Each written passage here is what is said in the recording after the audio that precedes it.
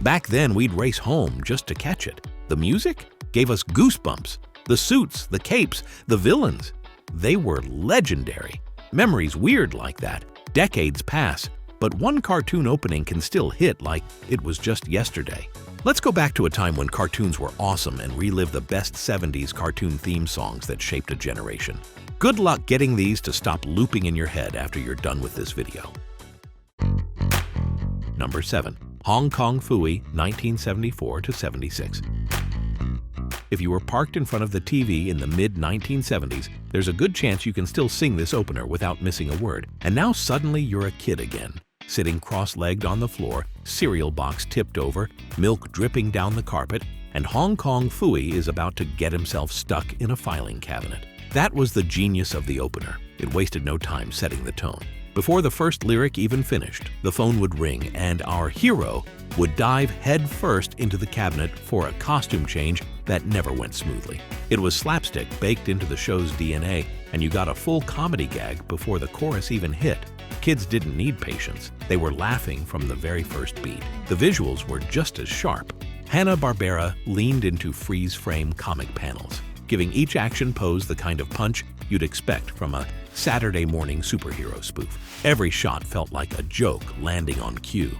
In some cities, kids loved it so much they begged local radio stations to play the theme like it was a top 40 single. Imagine that for a moment. Sandwiched between disco tracks, R&B hits, and rock anthems, you'd suddenly hear an animated dog superhero jingle blasting out of the FM dial.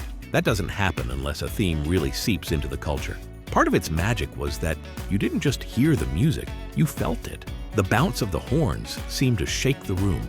The lyrics were simple enough that a 5-year-old could memorize them instantly, but funky enough that even parents found themselves humming along. The result was a theme that lived beyond the cartoon itself. For anyone who grew up with it, 3 things instantly come to mind: the cabinet gag, the comic book-style panels, and the unstoppable chorus refrain. Those memory triggers alone can snap someone back 50 years in an instant. Scatman Crothers was the show's not-so-secret weapon.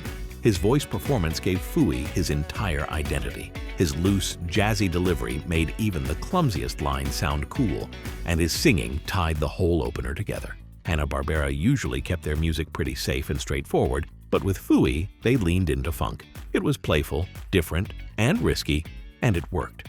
It's rare for a single performer to carry an entire show on their back, but Crothers did it. He was the glue that turned an average parody into something unforgettable. Number 6.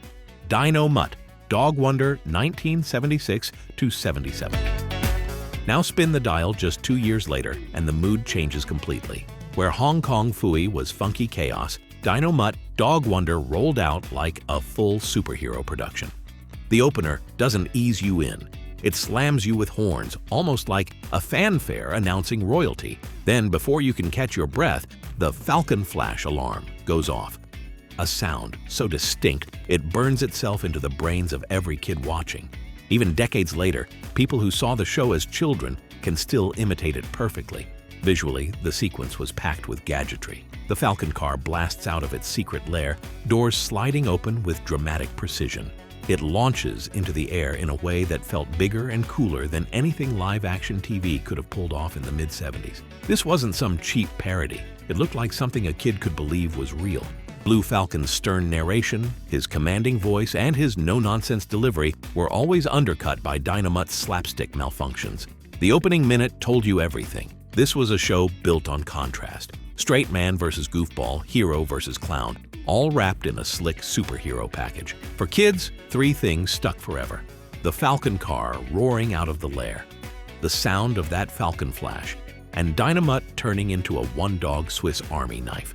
These weren't just gags, they were hooks, little anchors that made the show unforgettable. It was introduced as part of the Scooby-Doo/Dynomutt Hour, which was Hanna-Barbera's clever way of cross-promoting their properties. That meant Scooby and the gang popped up in another superhero's world, hinting, intentionally or not, that these cartoons all shared the same universe. Decades before Marvel and DC films made shared universes the norm, kids in 1976 were already watching Scooby-Doo wander into Blue Falcon's story. That crossover energy made the shows feel bigger, like Saturday morning TV was one big connected playground. Number 5. The Godzilla Power Hour, 1978 to 1979. In the sky, Godzilla, Godzilla. This opener is one of the most quotable themes of the entire decade, and it's almost impossible to separate it from the monster it introduced to a new generation. Up from the depths, 30 stories high, breathe. The visuals matched the scale. The Calico, a sleek ship that kids immediately recognized as the team's ride, pushes through stormy seas. Quick cuts flash silhouettes of sea monsters to come. And finally, Godzilla rises, towering, green, and far more friendly-looking than his Japanese film counterpart. Then comes the clincher. And Godzuki. A sidekick reveal so unexpected that it instantly set the tone. Why did it matter? Because this opener wasn't about terror. It was about power turned into protection. Toho's Godzilla had been destructive, sometimes even villainous, but Hanna-Barbera flipped the script. The theme song itself made the rebrand clear. It painted Godzilla as a heroic guardian, someone kids could cheer for instead of fear. Fun fact, the tone shift wasn't subtle. The opener's lyrics practically rewrote Godzilla's identity in real time. This was branding baked into music. The monster roar still thrilled kids, but the song made it safe, packaging danger as spectacle. And for many American kids, this theme was their first introduction to Godzilla at all, a version where he was already a hero. Number 4. Tarzan, Lord of the Jungle, 1976 to 80. This is my domain, and I protect those who come here. This one didn't show up with slapstick gags, silly sidekicks, or a wink to the camera. From the very first frame, Tarzan, Lord of the Jungle, announced itself as something different. The jungle. Here I was born. Filmation wasn't aiming for a quick laugh. They were aiming for pulp adventure. The second the music kicked in, a booming orchestral march that carried real weight, kids could feel the difference. The visuals locked onto Tarzan as a true heroic figure. He wasn't drawn in the loose, comedic style that defined most Saturday mornings. He was muscular, carefully detailed, and rotoscoped for fluid, almost lifelike movement. When he swung across the screen on a vine, it didn't feel like a recycled animation loop. It looked like a movie shot, something cinematic transplanted into cartoon form. For kids in 1976, this wasn't a gag reel. It was a pulp drama wrapped in a jungle backdrop. The imagery doubled down on the adventure tone. Tarzan's eyes were sharp, his stance heroic, and the jungle around him felt alive. It wasn't just endless green trees. It was a place of discovery, where ruins, glyphs, and hidden civilizations flashed across the screen. There were ancient temples, strange beasts, and hints of lost worlds waiting beyond the canopy. These weren't the kind of throwaway backgrounds you'd expect on a Saturday morning. They felt like promises of stories that had depth, like something out of the old pulp magazines or serialized adventure films. What made it stand out even more was how serious it felt. At a time when Hanna-Barbera shows leaned hard on repetition and stock comedy gags, Filmation went for drama. They wanted the audience, mostly kids with short attention spans, to believe they were watching something elevated. And for many, it worked. The opening was a jolt of credibility. It made kids believe that Tarzan wasn't just going to wrestle a lion or swing across a ravine. He was going to fight off invaders, discover lost cities, and protect the jungle like a mythic hero.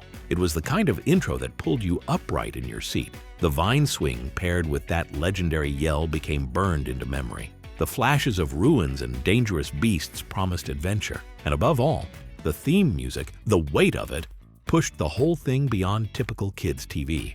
Filmation pulled heavily from Bern Hogarth's artwork, the illustrator whose comic strip Tarzan defined the character visually for decades. By channeling that DNA into the opener, Filmation didn't just make a kids' cartoon, they gave it an instant stamp of legitimacy. Kids who'd never cracked a comic book didn't know Hogarth by name, but they knew they were looking at the real Tarzan, not a watered-down imitation. For parents watching with their children, that visual connection mattered too.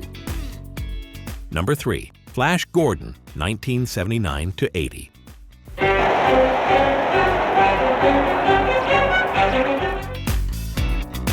If Tarzan was Filmation's jungle pulp experiment, then Flash Gordon was their leap into space opera. And they didn't hold back. The opening didn't play like a normal Saturday morning cartoon intro. It played like a movie trailer. The first notes of the orchestral score swelled, soaring higher than most kids' shows ever dared. Then the narration hit, dramatic and booming, laying out not just who Flash Gordon was, but why his mission mattered. Into worlds where peril and adventure await us. Right away, the stakes felt bigger than a single episode. This wasn't about a goofy villain or a one-off crisis. This was survival of entire worlds.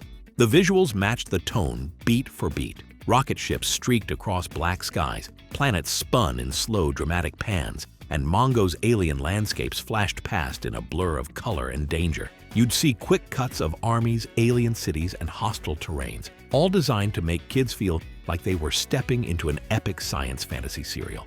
Then came Ming the Merciless. He appeared in a tight, sinister shot, looking both theatrical and terrifying. Plottings of the tyrannical space lord Ming the Merciless. His presence alone locked the threat in place. The narration made him sound like the ultimate danger, and the animation sealed it. Every kid watching knew this was the villain to beat. You couldn't just miss a week because the narration, the visuals, and the serialized energy all made it feel like chapters in a larger story.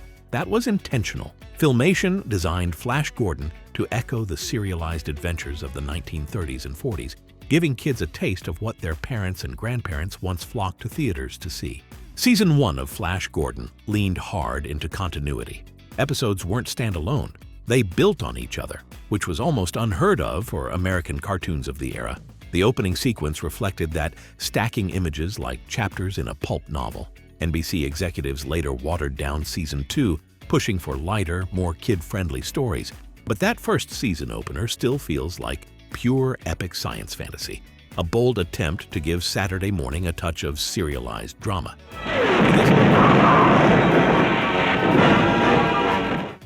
To this day, that opening stands as one of the most ambitious and cinematic ever produced for a Saturday morning lineup. Number 2, Battle of the Planets, G-Force, 1978 to 80. Fearless young orphans protecting Earth's entire galaxy. Nothing sold pure team fantasy like this opener. The second the narrator boomed, Battle of the Planets. you knew you were in for spectacle.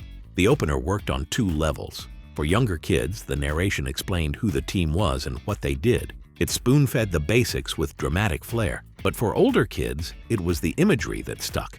The split-screen roll call of the 5 heroes, the Phoenix cutting through space, the explosive transformations, all of it hit harder than most Saturday fare. And then there was 7 Zark 7, the American added robot who popped up briefly in the opener. And watching over them from Center Neptune, 7 Zark 7. He was there to soften the darker Japanese source material, Science Ninja Team Gatchaman, and to give US kids a friendly anchor point. Whether you loved or hated him, his presence marked the show as something unique, half imported, half reinvented. The opener wasn't just translated, it was engineered. Sandy Frank's team deliberately structured it to orient younger US audiences who weren't used to serialized Japanese storytelling. That's why the narration is so heavy-handed. It wasn't a mistake, it was a strategy. Number 1. Star Blazers, Space Battleship Yamato, US dub, 1979 to 81.